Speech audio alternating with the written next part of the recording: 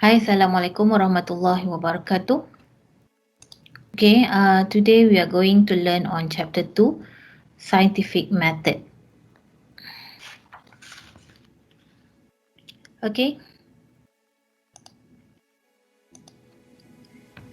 the lesson out the lesson outcome for this topic. By the end of this chapter, you should be able to design a study to test a given hypothesis using the procedure and terminology of the scientific method, and then you must be able to calculate simple unit conversion. So the process of science. Okay, biology is a science. In Latin word, biology means to know. So it is a way of thinking and a method of investigating the natural world in a systematic manner. So how it happened? So when we have idea, okay, we must test the idea, and then we will get the findings, okay, or the results. From that, we can modify or we can reject the ideas. So the process of this is investigative, dynamic, and can be controversial. Controversial here means it can have a public disagreement. And then the science tool is inquiry. Inquiry here means to ask for information or to investigate something. So science, when we learn science, we of course we will want to investigate something to get the information.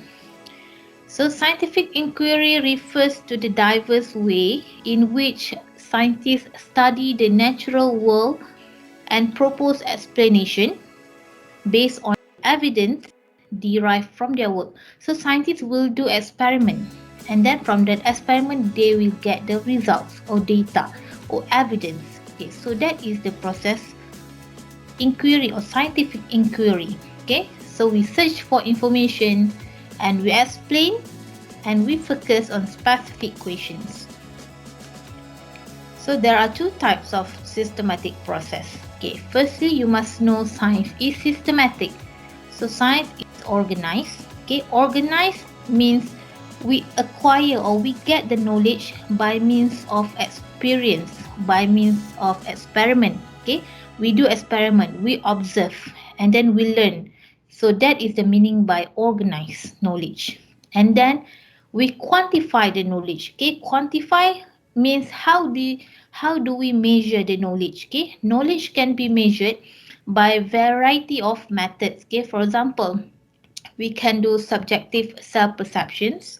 That is one method to quantify the knowledge. Or we can do paper and pencil test, okay, conventionally known as objective test. Okay, that is also a method to quantify the knowledge. So there are two types of scientific process, the inductive and deductive. Okay, so inductive basically on discovery base, deductive basically on hypothesis base. Alright, so before we go into the different characteristic for each systematic process, okay, you must know that inductive, okay, both inductive and deductive method, okay, both strive to construct a valid argument. So both of these method, okay, they want to produce a valid argument. Okay, inductive, normally they will draw a conclusion, okay, from specific to general conclusion. Meanwhile, deductive, it move from generalized principle, okay, that are known to be true. Okay, the generalized principle must be true or known to be true, and then the conclusion is drawn to a true specific conclusion. So we will see the example after this. Okay, these are the characteristics for each method. Let's see on the first inductive method. Okay, inductive method mostly about describing the nature. So it describes natural structure and processes as accurately as possible through careful observation and analysis of data. And the observation must be verifiable. Verifiable here means accurate, and the measurements are the data. Okay, So the conclusion based on a type of logic called inductive reasoning. So in inductive systematic process, the conclusion we call inductive reasoning. Okay, so the inductive reasoning begin with specific observation and then draw conclusion or discover a general principle. So the conclusion move from specific to general. Okay, but this method they have weakness. Okay, the conclusion is too general. Okay, and it cannot be implemented to the whole individual or whole organism. Okay, sometimes it can be implemented, sometimes it cannot merge or cannot be implemented to certain organisms. So that is the weakness of the inductive method. Okay, now we go into the second hypothesis based science. Okay, so this is a scientific hypothesis that leads to prediction that can be tested by observation or experiment. So it involves a tentative answer. Tentative here means not a fixed answer, not certain, not confirmed yet. Okay, so that is a tentative answer. Or it can be educated guess or trial explanation to a certain questions. So the conclusion for hypothesis-based science, okay, generally based on logic flows. So the conclusion must be logic, and then it draw from the general to specific. So this is called as deductive reasoning. So how we provide or how we develop the conclusion, we must start with supplied information or we call as premises. Premises also known as statement. First premises followed by second premises and then followed by third premises. Later we build a conclusion. So the conclusion is drawn on the basis of the information.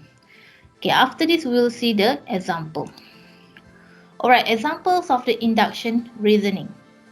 So you must remember that induction reasoning, the conclusion is drawn from specific to general and it has weakness. Okay, now let's see the first premises. Sparrow have wings, can fly and are birds. Okay, and then from here we know that the first premises refer to sparrow. Sparrow is specific. And then the second premises stated robins, eagles, pigeons and hawks have wings, can fly and are birds. Also specific premises because these premises refer to robin, eagle, pigeons and hawks. Okay, then let's see the conclusion. All birds have wings and can fly. So the conclusion drawn here from specific and then to general. General, it refers to all birds. Okay, all birds have wings and can fly. So conclusion is not valid. Why? Because there is a kiwi bird in New Zealand have no functional wings. So that is why in induction reasoning, the weakness is the conclusion is too generalized. Sometimes it cannot be implemented to certain organism. Okay. Okay, let's see an example. So you must remember in deduction, the conclusion is drawn from general to specific. And the rule for this deduction, the premise that is used must be logically true. Okay. The first premise, all birds have wings. Is that true? Yes, it is true. All birds have wings. And then the second premise, sparrow are birds. Yes, true. Sparrow are birds. Okay. Then the conclusion is drawn from general to specific. Sparrows have wings. Yes, true. Okay, so the conclusion in deduction, it is important to make sure that all the premises used are correct. If the premises used are correct, then the conclusion also will be correct. So let's see the second examples of induction. Okay, Mercury is a planet that revolves around the sun. Okay, Earth is a planet that revolves around the sun. Mars is a planet that revolves around the sun. All planets revolve around the sun. Yes, true. So this conclusion is drawn from specific to general. Okay, and the second example for deduction, all planets revolve around the sun. Earth is a planet and Earth revolves around the sun. So this conclusion, we know that it is drawn from general to specific. Okay, so you must remember all of these characters for both systematic processes. Okay, so this is the example of the kiwi bird of a New Zealand. Okay, so this kiwi bird, which is about the size of a chicken. Okay, so it has wings. Okay, but the wings cannot be used for flight. Okay, hypothesis based of science. Okay, so basically this is referring to the deductive reasoning. So it starts from the observation. Of course, when we want to do experiment, we must observe. But the observation are made along with previous date. Previous date here means what we observe, we must have a guideline. The guideline is according to the previous research, previous data, or previous established experiment. Okay, so we observe with a guideline. And then we come up with a hypothesis. Okay, of course, we must test the hypothesis. And then we do the experiment. From the experiment, we get the data or results, and then we analyze the results, get the conclusion. So the conclusion that we have from the experiment, either it is support hypothesis or not. Okay, and then later, this hypothesis or the conclusion, okay, when the experiment is repeated so many times, not by us, maybe by other scientists, other researchers, when they keep doing the same experiment to prove or to disapprove one hypothesis, later on that hypothesis, okay, will become the scientific theory. So that's why scientific theory, it involves several conclusions.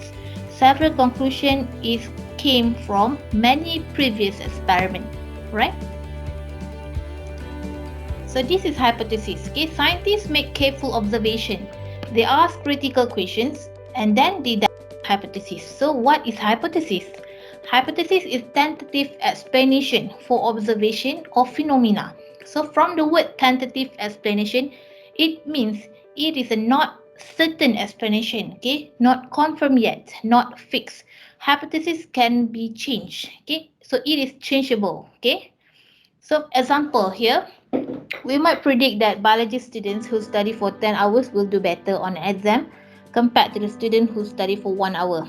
So that is our prediction, okay. As used here, prediction is deductive, okay. Why? Because it is a logic consequence, okay, of a hypothesis. It does not have to be a future event. Okay, so in doing this, there are 4 stages, okay. The first, we must identify the hypothesis to be tested. And then from that, we generate prediction, okay. The prediction must be a logic. And then we use the experiment to check whether our predictions are correct or not.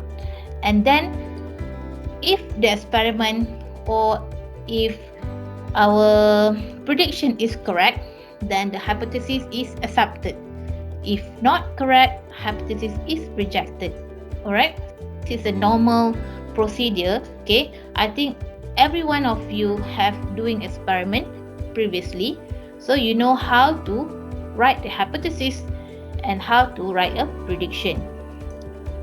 So these are the characteristics of good hypothesis. So to develop hypothesis, there are several characters you must aware of. So the first one, it is reasonably consistent with well-established facts. Okay, so we develop hypothesis, just not simply develop one.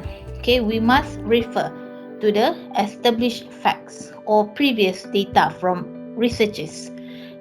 Okay, and then the hypothesis, okay, must generate prediction that can be tested. Okay, so prediction can be positive or negative.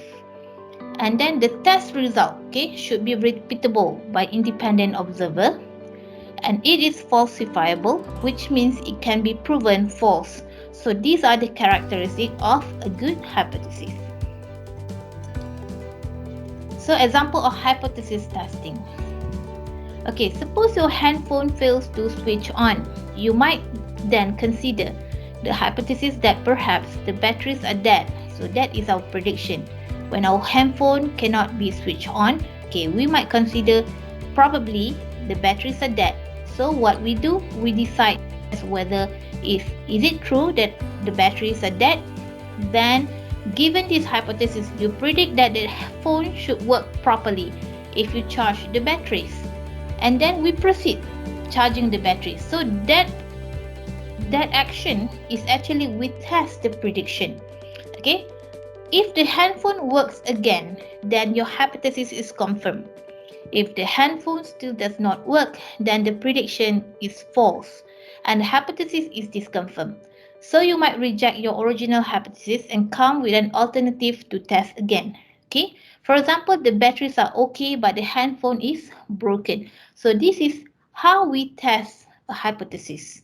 Okay, when we get the hypothesis, okay, when we have hypothesis, we must predict, okay, according to it, and the prediction must be logic.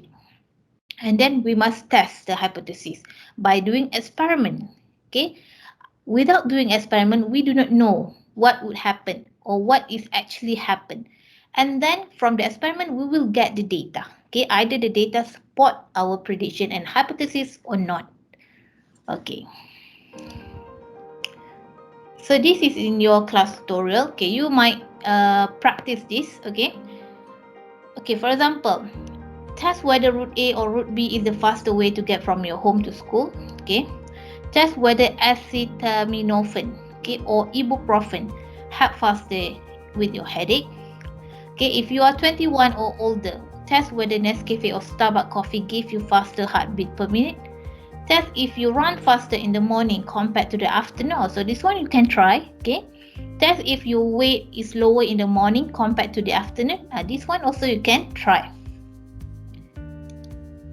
Okay. Now we go into terminology. So these are the terms that you must remember and understand. Okay. What is the meaning by prediction? What is the meaning by hypothesis? What is experiment? What is observation and inference? So I hope you can read this up. And then you can search online too for a detail. Okay, now we go into theory in science. Okay, as I mentioned previously, okay, when we do experiment, okay, we got the result, and then the result either support our hypothesis or not.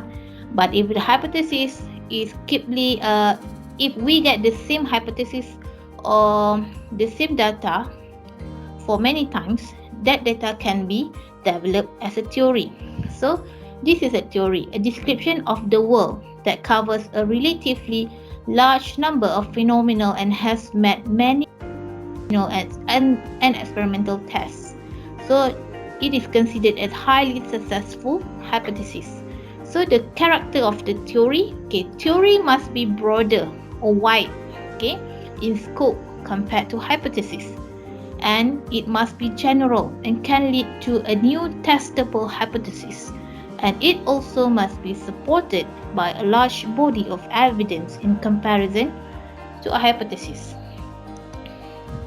So there are several theories, okay, that are very popular, okay, in science. For example, we have theory in relativity, okay, by Einstein. We have a Big Bang theory, okay.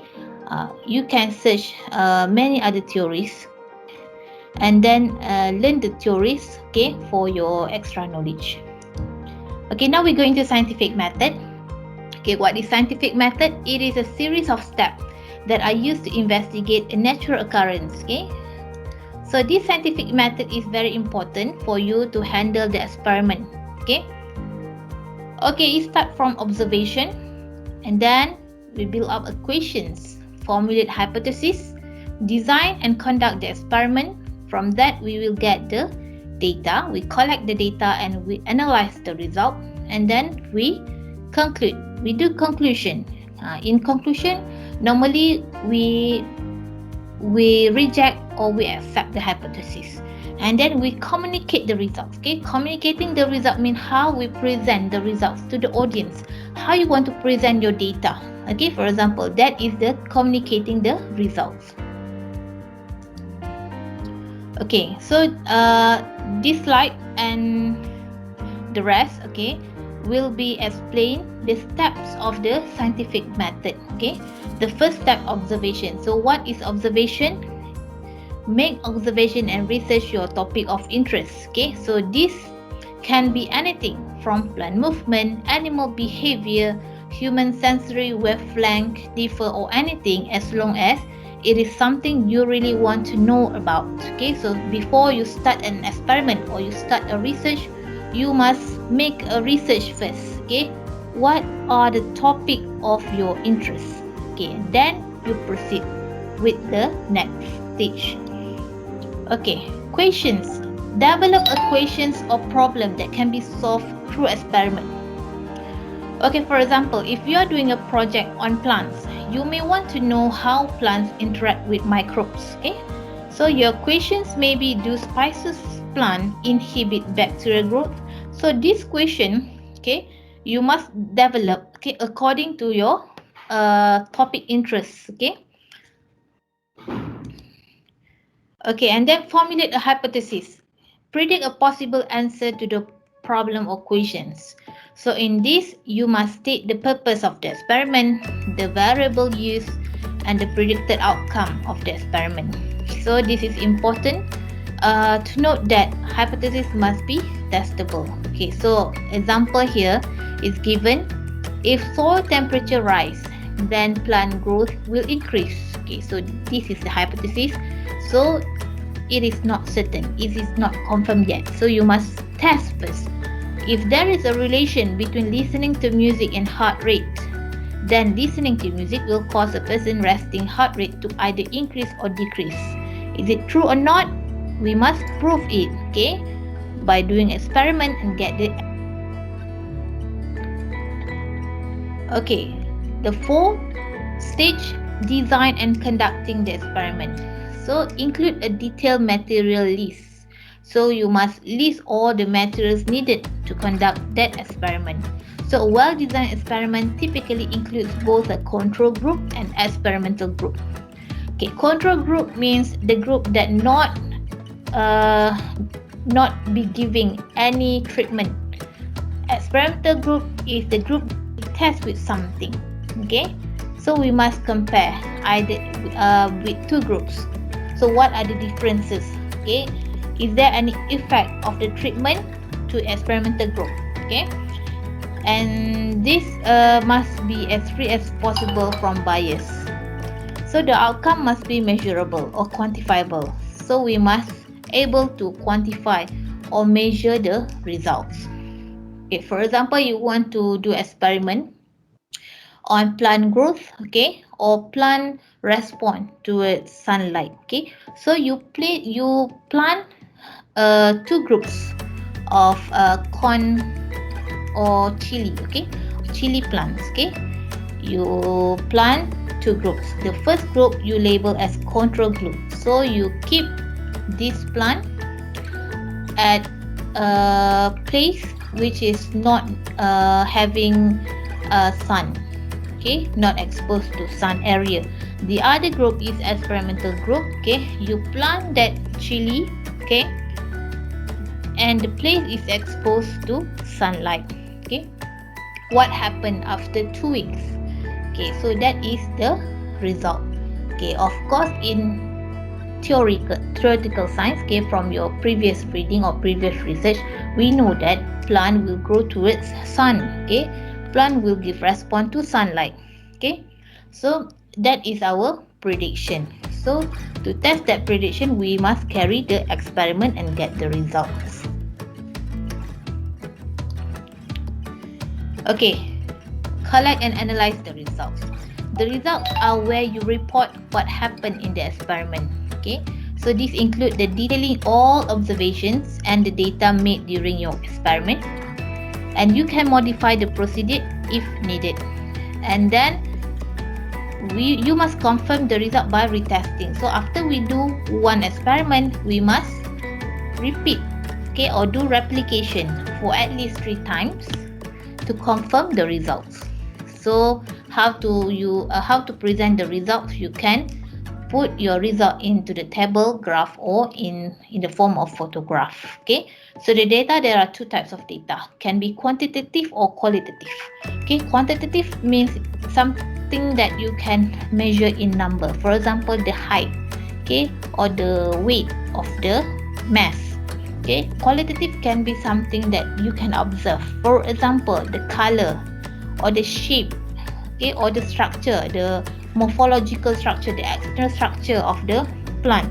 Okay, that is kind of qualitative data. Okay, for the last is conclusion. Okay, sorry, not last, the second last. Okay, conclusion. So in conclusion, it must include a statement, either accept or reject the hypothesis, and then you can make recommendation for further study and possible improvement to the procedure. Okay, the last will be communicating the results. Okay, in this stage, okay, you must be able to prepare to present your project to the audience. Okay, and then you must expect questions from the audience and ready to answer that. Okay, so when we do research, especially when we do new research, okay, that other people still not doing or not familiar with it, okay, there are many questions, okay, from the audience, of course, because they want to know more. Okay, so be prepared of that. Okay, so that is all for the 7 steps in scientific method. Okay, I hope you can remember from 1 until the 7th stage. And then for the systematic thought processes, we have to, okay, inductive and deductive.